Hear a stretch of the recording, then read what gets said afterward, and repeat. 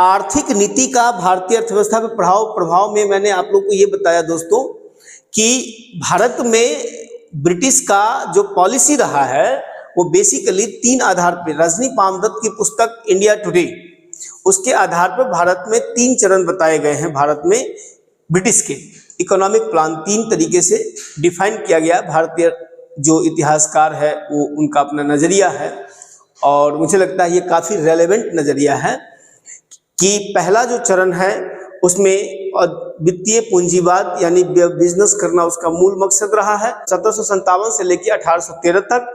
दूसरा जो चरण है 1813 से लेकर 1857 तक, यानी कि जो सिपाही विद्रोह हुआ है तब तक, उसका उद्देश्य रहा है दोस्तों औद्योगिक पूंजीवाद का। और इसके बाद 1857-58 के बाद से 1947 तक यानी आजादी मिलने तक उसका उद्देश्य रहा है वित्तीय पूंजीवाद। इन सभी चरण में आप एक समस्या यहां आता है भारत में कि धन निकासी, drain of wealth. Drain of wealth का जो कॉन्सेप्ट है ये दरअसल दादा भाई नौरोजी की दिमाग की उपज मानी जाती है और पहले वो राष्ट्रवादी व्यक्ति हैं जिन्होंने ड्रेन ऑफ वेल्थ के बारे में बहुत ही कायदे से लोगों को बताया। हम ये जानने का प्रयास करेंगे कि ड्रेन ऑफ वेल्थ यानी कि धन का बहिर्गमन, यानी धन का निष्कासन, भारत से धन कैसे विदेश में गया, इसके बारे में जानकारी पीटी के मकसद से और मेंस के मकसद से कैसे, कौन इसके बारे में क्या कहता है, अक्सर इससे आपके प्रश्न पूछे जाते हैं। चाहे बिहार दरोगा हो, टीचर का एग्जाम हो, चाहे बीपीएससी फाउंडेशन हो, सिविल सर्विसेज का एग्जाम हो, यूपीएससी हो, यूपीपीएससी हो, या किसी भी, या फिर बिहार सचिवालय इत्यादि का जो एग्जाम होता है, सभी एग्जाम में इससे प्रश्न एक न एक बनता है। आप ये बात मान के चलिए, इसके अलावा दूसरा कोई विकल्प आपके पास नहीं है। इस कंटेंट से यानी ड्रेन ऑफ वेल्थ के कॉन्सेप्ट में एक क्वेश्चन आपका रखा हुआ है किसी भी एग्जाम में, ये आप मान के चलिए दोस्तों। इसके बाद हम अब चलते हैं कि ड्रेन ऑफ वेल्थ का संदर्भ में देखिए, सबसे पहली बात है कि धन निकासी से मतलब क्या है। धन निकासी से मतलब क्या है इसको देखिए। धन निकासी से अभिप्राय उन समस्त भुगतानों से है, उन समस्त भुगतानों से है जो भारत द्वारा ब्रिटेन को बिना किसी प्रतिफल एवं उत्तरदायित्व के दिए गए। मान के चलिए कि मैं आपको अगर पैसा दे रहा हूं या मेरे घर से आपके घर में पैसा जा रहा है तो बदले में हम कोई वस्तु ले रहे हैं ना। अगर मान के चलिए कि 5 रुपया हमने पूंजी लगाया और हम 5 रुपया पूंजी लगा के वो वस्तु हमने 6 रुपया में बेचा तो 1 रुपया हमारा बेनिफिट हुआ ना, प्रॉफिट हुआ ना।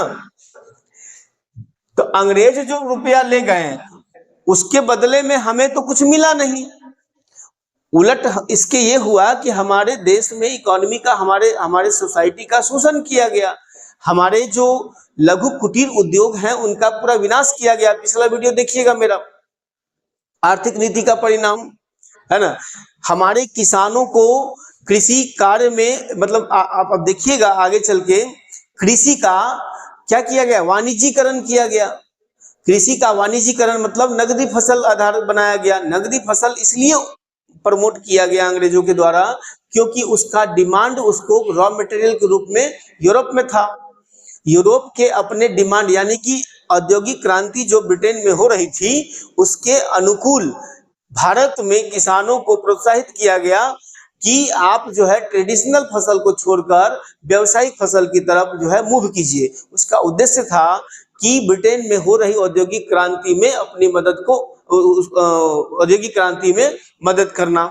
भारत में भारतीय लोगों को लाभ मिले इसका उसका उद्देश्य था नहीं। देखा जाए अगर तो आर्थिक नीति में जिस प्रकार से कृषि को औद्योगिकरण के लिए नगद फसल पे फोकस किया गया उससे किसानों का लाभ बढ़ना चाहिए।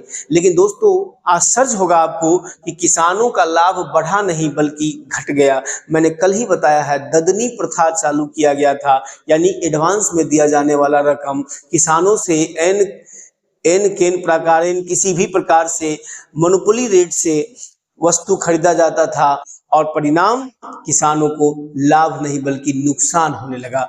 और इन सारी व्यवस्था के कारण क्या हुआ, भारत से सब वस्तु, सब धन जो है हमारे यहाँ से वो ब्रिटेन चला जाता रहा।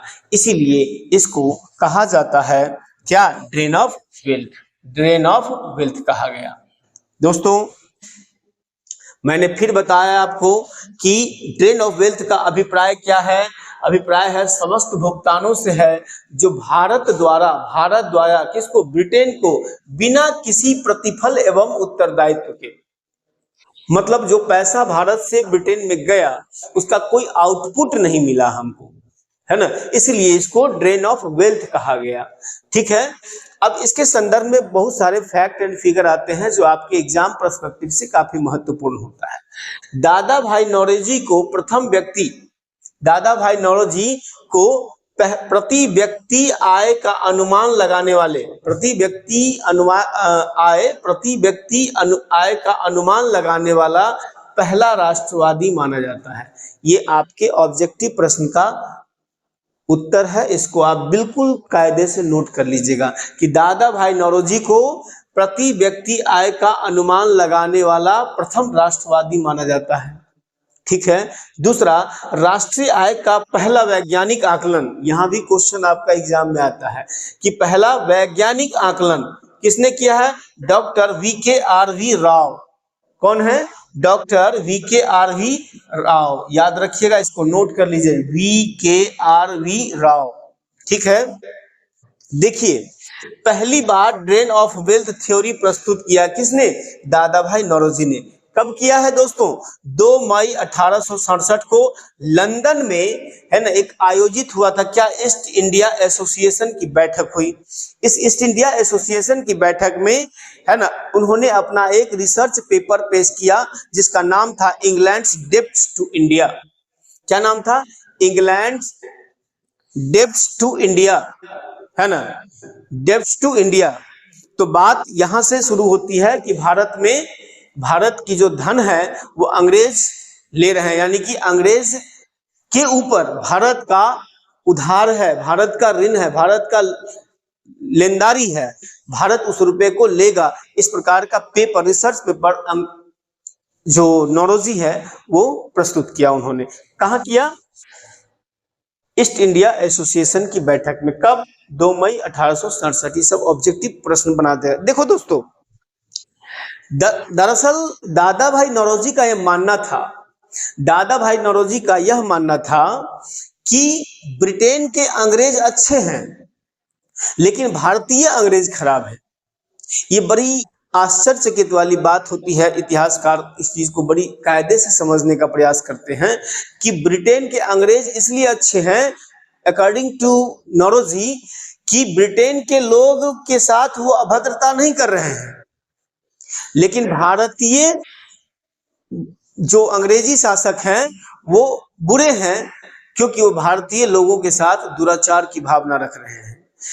शायद नौरोजी ये बात को भूल जाते हैं कि ब्रिटेन अपने देश के नागरिकों के साथ वह अभद्रता कैसे कर सकता है जैसे एक उपनिवेश में जो उनके कॉलोनी है उस कॉलोनी में जो लोग हैं उनके साथ वो अभद्रता करेगा। स्वाभाविक बात है कि अपने घर के लोगों के साथ अत्याचार थोड़ी किया जाता है, वो तो जाहिल होगा ऐसा करेगा। लेकिन पड़ोसी के समाज में कोई दबा कुचला है जो तुम्हारे अधीन है उसके साथ तो प्रयास करता है, हर इंसान चाहता है कि हम उसे दब के रहें। वही फिलॉसफी अंग्रेजों ने यहाँ अपनाया। इसीलिए नौरोजी ने ये बात जब कही कि इंडिया के जो अंग्रेज है वो ठीक नहीं है और ब्रिटेन के अंग्रेज अच्छे हैं, ये बात अपने आप में हास्यास्पद इसी मुद्दे पे आता है कि देखिए वो भूल गए कि भारत अंग्रेजों का गुलाम है और गुलाम लोग गुलामी के जंजीर में जकड़े हैं। तो बताइए क्या गुलामों से अच्छा व्यवहार किया जा सकता है? उतनी नैतिकता तो अंग्रेजों के पास थी नहीं। यही एक समझने की बात है। चलिए हम आगे चलते हैं। दूसरा देखिए, यहाँ पर जो दादा भाई नौरोजी हैं उनकी कुछ पुस्तक हैं, वो पुस्तक बहुत महत्वपूर्ण है, आपको ये ध्यान रखना है। एग्जाम के पर्सपेक्टिव से बहुत ही महत्वपूर्ण पुस्तक है ये नौरोजी की पुस्तक। नौरोजी ने और भी क्या क्या कहा है इसके बारे में हम ये चीजें आपके समक्ष प्रस्तुत कर रहे हैं। देखिए, poverty and the un British rule in India, ये दादा भाई नौरोजी की पुस्तक है। आप इसको नोट कर लीजिएगा दोस्तों, क्योंकि एग्जाम में अक्सर ये क्वेश्चन पूछता है कि poverty and the un British rule in India, ये आपको 1867 में उन्होंने लिखा था, यानी पब्लिश हुआ था। The wants and means of India, the wants and means of India, ये 1870 में उन्होंने। इसके बाद on the commerce of India, on the commerce of India, ये भी नौरोजी की पुस्तक है, ये भी 1871 में प्रस्तुत किया गया। ये सारी बुक्स और इसके साथ साथ इसका ईयर, ये बिल्कुल ध्यान देने की जरूरत है, इसमें कहीं कोई शक नहीं है दोस्तों। इसके अलावा आपके पास कोई विकल्प नहीं बचता है, आपको नोट करना ही पड़ेगा। अगर जिंदगी में, है ना, आए हो तो जीना ही पड़ेगा, जिंदगी अगर जहर है तो पीना ही पड़ेगा, पीना तो पड़ेगा, चाहे वो हंस के पियो चाहे रो के पियो, है ना। क्यों डरे जिंदगी में क्या होगा, है ना, क्यों डरे जिंदगी में क्या होगा, कुछ नहीं होगा तो तजुर्बा होगा, क्या दिक्कत है इसमें। दूसरी बात, कुछ ऐसे बच्चे होते हैं जिन्हें दिमाग में ये बात, मतलब अजीबोगरीब सिचुएशन उनके साथ होता है। ऐसे बच्चे जिन्हें न पास होने की खुशी न फेल होने का गम, जब तक है दम फॉर्म भरेंगे हम, है ना। ये दिमाग, ये कॉन्सेप्ट उनके पास रहता है। फॉर्म, कोई भी फॉर्म आ रहा है भरे जा रहे हैं, आ रहा है भरे जा रहे हैं। क्या पढ़ रहे हो, तो पढ़ रहे हैं, क्या पढ़ रहे हो कुछ पता नहीं है। ऐसे काम नहीं चलेगा। हम आपके पास सब कुछ समराइज करके एक प्लेटफॉर्म पर चीजें दे रहे हैं, आप न भटकिए, इसके लिए हमारा ये मेहनत है। लेकिन आपको हमारे इस चैनल को आगे बढ़ाने में भी मदद करना चाहिए। ये आपके लिए और आपके जैसे तैयारी करने वाले बहुत सारे छात्र छात्रा हैं, उनके लिए मददगार साबित हो सकता है। चलिए दोस्तों, इसके बाद हम चलते हैं। नौरोजी ने अनिष्टों का अनिष्ट की संज्ञा दी, किसको, धन के निष्कासन को। दादा भाई नौरोजी ने धन के निष्कासन को अनिष्टों का अनिष्ट की संज्ञा दी। क्या दिया, अनिष्टों का अनिष्ट, यानी कि एविल ऑफ ऑल एविल, है ना, इसकी संज्ञा दी है। और ध्यान रखिएगा, धन निष्कासन को आधार बनाकर 1905 में नौरोजी ने स्वशासन की मांग की थी। 1905 में दादा भाई नौरोजी ने कलकत्ता अधिवेशन में स्वशासन की मांग की थी, और इसी धन निष्कासन को आधार बनाकर। ये ऐसा क्वेश्चन है दोस्तों कि हमेशा किताबों में जल्दी मिलता नहीं है, मैं आपके समक्ष लाया हूं। इसका आधार बहुत मेहनत है, बिना मेहनत के कई सारे किताबों को समराइज करके हमने एक जगह आपके पास कंटेंट को प्रस्तुत किया है। आपकी जिम्मेदारी है, आप इसको एक बार नोट कर लीजिए, और नोट करने के बाद बेइंतहा तरीके से पढ़िए। फिर आपको कोई किताब पढ़ने की जरूरत नहीं, मेरा नोट्स पढ़ लोगे, इसके अलावा तुम्हें कुछ नहीं चाहिए। यकीन ना हो तो मैं जो लिखवा रहा हूं, अब प्रीवियस ईयर क्वेश्चन उठा लो, बीपीएससी या यूपीएससी का एक एक क्वेश्चन तुम बना लोगे, मैं इसकी गारंटी देता हूं। ठीक है, इसमें कोई शक नहीं है। चलिए आगे देखते हैं दोस्तों, हम कुछ इंपॉर्टेंट फैक्ट ले लेते हैं आपके लिए। इकोनॉमिक हिस्ट्री ऑफ इंडिया, ये किताब है, बुक का नाम है इकोनॉमिक हिस्ट्री ऑफ इंडिया। किसने लिखा है, आरसी दत्त ने लिखा है। किसने लिखा है, आरसी दत्त ने लिखा है। कब लिखा है, 1901 में लिखा है। देखिए, इकोनॉमिक हिस्ट्री ऑफ इंडिया जो पुस्तक है, उस पुस्तक के बारे में भारत के आर्थिक इतिहास पर पहली प्रसिद्ध पुस्तक मानी जाती है। इकोनॉमिक हिस्ट्री ऑफ इंडिया किसने लिखा, आरसी दत्त ने। आरसी दत्त धन निष्कासन को एक बहते हुए घाव की संज्ञा दी है। देखिए, अनिष्टों का अनिष्ट, धन निष्कासन को अनिष्टों का अनिष्ट, एविल ऑफ ऑल एविल का संज्ञा दिया है किसने, नौरोजी ने। लेकिन आरसी दत्त ने धन निष्कासन को क्या कहा, एक बहते हुए घाव, एक ऐसा घाव जिससे मवाद बह रहा है, कभी खत्म होने का नाम नहीं ले रहा है। मतलब बिजनेस का ऐसा मॉडल स्थापित किया कि भारत से आर्थिक रूप से हमारा जो धन है वो ब्रिटेन जा रहा है, न उसको कोई रोकने वाला है, न उसको कोई टोकने वाला है। और आंदोलन जो किया जा रहा है, वो आंदोलन सिर्फ सत्ता के लिए की जा रही है, राजनीतिक सत्ता के हस्तांतरण के लिए की जा रही है, धन के निष्कासन को रोकने के लिए नहीं की जा रही है। ये आपको ध्यान रखना पड़ेगा दोस्तों।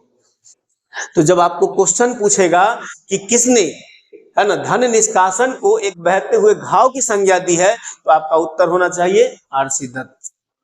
ठीक है, आरसी दत्त, यह ध्यान रखिएगा। और जब आपसे पूछेगा कि भारत के आर्थिक इतिहास पर पहली प्रसिद्ध पुस्तक किसे मानी जाती है, तो इकोनॉमिक हिस्ट्री ऑफ इंडिया। बात समझ में आ रही है? इसके अलावा आपका कहीं प्रश्न नहीं जाएगा, अगर एक बार आप इस चीज को नोट कर लीजिएगा। देखिए, आईएनसी, इंडियन नेशनल कांग्रेस, है ना, भारतीय राष्ट्रीय कांग्रेस ने कलकत्ता अधिवेशन 1896 में सर्वप्रथम धन के निष्कासन सिद्धांत को स्वीकार किया। यहां से क्वेश्चन बनाता है आपका कि राष्ट्रीय कांग्रेस ने धन निष्कासन के सिद्धांत को कब स्वीकार किया, तो 1896। किस अधिवेशन में? कलकत्ता अधिवेशन में। कलकत्ता में कई सारे अधिवेशन हुए, लेकिन टाइम टेन्योर ध्यान रखिएगा, कलकत्ता अधिवेशन कौन? 1896 में जो हुआ है वो वाला। इसमें कहीं कोई शक, शंका, शुभा नहीं होगा। आप बिल्कुल प्रमाणिक सारगर्भित कंटेंट हम आपके समक्ष प्रस्तुत कर रहे हैं, इसमें कहीं कोई शक नहीं है दोस्तों। ठीक है, इसके बाद हम चलते हैं अगला सेगमेंट में। देखिए, 1901 ईस्वी में इंपीरियल लेजिस्लेटिव काउंसिल में बजट पर भाषण के दौरान, है ना, गोपाल कृष्ण गोखले जी के, गोखले गांधी जी के राजनीतिक गुरु थे, ध्यान रखिएगा, यहां से क्वेश्चन बनाता है। गोपाल कृष्ण गोखले ने धन बहिर्गमन के सिद्धांत को प्रस्तुत किया। कहां? इंपीरियल लेजिस्लेटिव काउंसिल में, है ना। इंपीरियल लेजिस्लेटिव काउंसिल में बजट पर भाषण देते समय 1901 में, है ना, गोपाल कृष्ण गोखले ने पहली बार क्या किया? धन बहिर्गमन के सिद्धांत को प्रस्तुत किया था। कहां किया था? इंपीरियल लेजिस्लेटिव असेंबली में। ये ध्यान रखने की जरूरत है दोस्तों, इसमें कहीं कोई शक नहीं है। इसके बाद धन निष्कासन का विरोध करने वाले समाचार पत्र में अमृत बाजार पत्रिका का बहुत बड़ा योगदान है। अमृत बाजार पत्रिका जो है वो धन निष्कासन के संदर्भ में पुरजोर तरीके से मेहनत किया है और उसका विरोध किया है और लोगों में जन जागरूकता फैलाया है कि देखो तुम्हारा धन जो है ब्रिटिश बहुत कायदे से ले जा रहे हैं, आपको पता नहीं चल रहा है। हमने आपको पहले भी बताया कि ब्रिटिश ने आर्थिक रूप से हमारे ग्रामीण अर्थव्यवस्था को नष्ट किया, हमारी शहरी अर्थव्यवस्था को नष्ट किया, हमारे जो रजवाड़े थे उसको नष्ट किया और रजवाड़े जो उपभोग करते थे वस्तु, लग्जरी आइटम, उस लग्जरी आइटम का बनाने वाले जो शहरी शिल्पकार थे उनकी स्थिति खराब हो गई, किसानों की स्थिति खराब हो गई, कृषि का वाणिज्यीकरण कर दिया गया, गांव में मशीनीकरण को इंस्टॉल किया गया। इस सारी व्यवस्था ने भारत की इकोनॉमी को बर्बाद कर दिया और दुख की बात है आजादी के बाद भी सरकारों ने अंग्रेजों की उसी नीति का आगे बढ़ाता चला, इसमें कहीं कोई शक नहीं रहा। और यही कारण है कि आज हम चाइना के ऊपर डिपेंड हो गए। चाइना हमको धौंस दिखाता है लेकिन हम चाहकर भी चाइना पर कुछ नहीं कर पाते। क्यों? क्योंकि हमारी इकोनॉमिक जो गिरफ्त है वो चाइना के हाथ में है। हम क्यों नहीं कुछ कर पा रहे हैं? आप समझ रहे हैं बात को? क्योंकि हम अपने पैर पे कुल्हाड़ी मार चुके हैं। हमको लगता है कि हम काबिल हैं। भारत की इकोनॉमिक व्यवस्था आजादी के बाद ऐसा डेवलप किया गया जिसका आधार ही था डिपेंडेंसी का। हालांकि प्रयास किया गया था अपने स्तर से सेल्फ डिपेंड हो जाना, लेकिन प्रयास करने से नहीं होता है ना, डायरेक्शन आपका सही होना चाहिए। उसी प्रकार से जब आप तैयारी करते हो तो आपका तैयारी का डायरेक्शन सही होगा तभी आपको सफलता मिलेगी। तैयारी तो बहुत कर रहा है, देख लो यूपीएससी में 10 लाख फॉर्म भराता है लेकिन 1000, 800, 900, 1200 पोस्ट रहते हैं। उसके अलावा क्या चाहिए उसको? तो जो अच्छा तैयारी करता है यानी कि सही डायरेक्शन में तैयारी करता है उसी की सफलता मिलती है, चाहे वो एसएससी हो, बैंकिंग हो, रेलवे हो, किसी भी एग्जाम में डायरेक्शन अगर सही नहीं रहेगा दोस्तों तो आपकी तैयारी क्या होगी? समझ रहे हो? धोबी कुत्ता न घर के न घाट के, क्या विकल्प बचेगा आपके पास? इसलिए तैयारी का डायरेक्शन सही होना चाहिए। मैं अपने चैनल पर एक एक कंटेंट को आपके समक्ष लाके प्रस्तुत कर रहा हूं, इसमें कहीं कोई शक नहीं है। और एक ऐसे ऐसे मुद्दे हैं करंट का जो काफी इशू है, करंट अफेयर का है और आपके एग्जाम के पर्सपेक्टिव से है, मेंस और पीटी दोनों के पर्सपेक्टिव से है। मैं उस पर भी लाऊंगा धीरे धीरे वीडियो, और आप लोगों से यही उम्मीद करते हैं कि मेरे इस चैनल को अधिक से अधिक सब्सक्राइब कीजिए, लाइक शेयर जरूर करना न भूलें, क्योंकि कर भला तो हो तो भला, क्या दिक्कत है इसमें। ठीक है, धन्यवाद बहुत बहुत। फिर हम मिलते हैं आगे। औद्योगिकरण यानी कि भारत में जो कृषि का वाणिज्यीकरण है और आधुनिक उद्योगों का विकास है, मैं उस पर काम करूंगा। अगला वीडियो मेरा उसी पर रहेगा। थैंक यू, धन्यवाद, जय हिंद। क्या